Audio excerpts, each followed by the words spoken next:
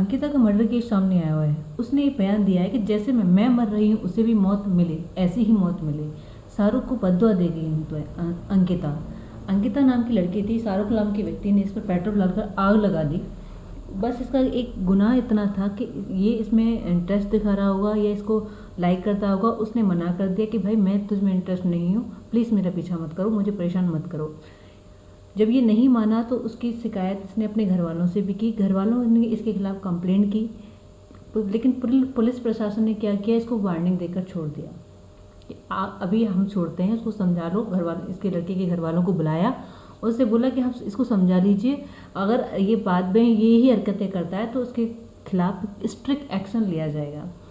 लेकिन फिर भी ये नहीं माना, ये अपनी वो कहते हैं ना हरकतों से बाज नहीं आया। और इसने क्या किया, इस चीज़ को और भी ही उसको वो ईगो पर लेकर सुबह जब अंकिता सोई हुई थी अपने घर पर, तो वहाँ जाकर इसने अंकिता के पास जो बेड था, अंकिता उस बेड के पास ही खिड़की थी, उस खिड़की से पेट्रोल छिड़क कर अंकिता के बेड पर आग लगा के चलाया। और उसके बाद जब ये अरेस्ट किया गया तो उसमें भी इतने कहते हैं ना गर्व और गौरवान्वित होकर इतना फक्र महसूस करके हंस रहा था। इसके चेहरे पर शिकन तक नहीं थी कि मैंने क्या किया है, कितनी नीच हरकत की है। कहते हैं ना कि इसको बिल्कुल अपने किए कराए का पछतावा ही नहीं था। बेखौफ होकर उसने ये कांड को अंजाम दिया और बेखौफ होकर उसको अरेस्ट होकर चला गया। तो ये चीज़ ऐसा नहीं लगता कि हमारे कानून का कोई डर है अभी लोगों में। कानून का कोई खौफ नहीं है, कोई भी कुछ भी करके चला जाता है, उसे पता है कि हम बाहर आ जाएंगे। इसका मतलब अब इसके घर वालों पहले जो उसको कह रहे थे कि हाँ हम समझा लेंगे, जो जब पहले इसके खिलाफ कंप्लेंट की गई थी तो इसके घर वाले भी कह रहे थे कि हाँ हम इसको समझा लेंगे। लेकिन अब जब ये घटना घटित हो गई, इतना बड़ा कांड कर दिया उनके लड़के ने, तो वो भी ये कह रहे हैं कि कोई बात नहीं, अभी ये बस घर आ जाए, इसके बाद हम सबको देख लेंगे। तो ये सोचिए, जब घर वाले ही उसको इतना सपोर्ट कर रहे हैं तो उस लड़के की मानसिकता क्या होगी। तो यही चीज़ है कि कानून का खौफ नहीं है हमारे यहाँ पे।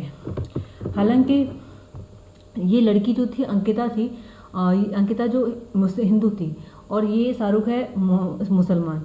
तो इसको जो रूप दिया जा रहा है, इस घटना को जो रूप दिया रहा है वो सांप्रदायिक दिया जा रहा है। तो सांप्रदायिक दंगे की भड़काने की भी कोशिश की जा रही है इस घटना को लेकर। इसलिए वहाँ पे झारखंड सरकार ने वहाँ पे 144 सेक्शन लगा दिया है, जिससे कि 144 सेक्शन क्या होता है, वह उस जगह 144 सेक्शन लग चुकी है। वो ये होता है कि चार से ज़्यादा लोग एक साथ इकट्ठे नहीं हो सकते और उन पर अगर हुए तो उन पर कार्रवाई की जाएगी। ये सब इस सांप्रदायिक दंगों को रोकने का प्रयास किया जा रहा है। और लेकिन सांप्रदायिक दंगे ये होने नहीं चाहिए, क्योंकि जो चीज़ घटना है उसको वैसे ही देखा जाए तो अच्छी बात है। इसी पर ओवैसी जी ने ये टिप्पणी भी की है कि ये बहुत ही हैवानियत वाली घटना है, इसको सांप्रदायिक दंगा नहीं देना, मतलब सांप्रदायिक रूप नहीं दिया जाए प्लीज़। तो अगर सांप्रदायिक रूप देने से और ज़्यादा दंगे भड़क सकते हैं, इससे अच्छा हुआ कि एक सही दिशा में इस पर कार्रवाई की जाए। जो आरोपी है उसको सख्त से सख्त सज़ा की दी जाए, और जो लड़की है जो तड़प तड़प मरी है उसको उसके परिवार को एक सपोर्ट दी जाए। जिस लड़की की, जहाँ तक अगर कोशिश की जाए तो लड़की की घर वालों को, पीड़िता को न्याय मिलना ही चाहिए। इस पर कुछ धाराएं भी लगाई गई हैं। इस पर अभी ये धाराएं लगाई गई हैं सेक्शन 354 और सेक्शन 509।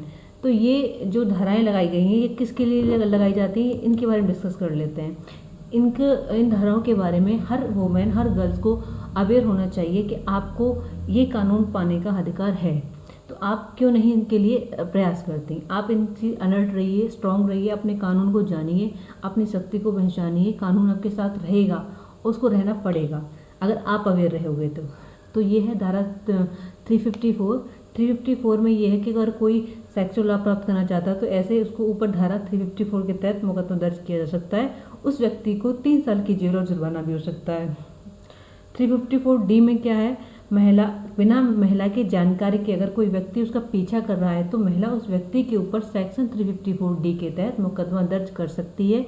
इसके अनुसार व्यक्ति को 3 साल से 5 साल की सज़ा हो सकती है और जुर्माना भी हो सकता है। 503 में सेक्शन में क्या किया गया है, अगर महिला के ऊपर कोई सेक्सुअल संबंध स्थापित करने के लिए दबाव बनाता है उसके सम्मान को ठेस पहुंचाने की कोशिश करता है तो उस व्यक्ति के ऊपर 503 के तहत मुकदमा दर्ज किया जा सकता है। ऐसी स्थिति में उस व्यक्ति को 2 साल की सज़ा और जुर्माना हो सकता है। तो अगर यहाँ पे जब जो भी है अंकिता के केस में उस टाइम पे एक्शन लिया जाता तो शायद ये घटना घटित नहीं होती। तो बहुत ही एक घिनौनी सोच है कि हमारे देश में कि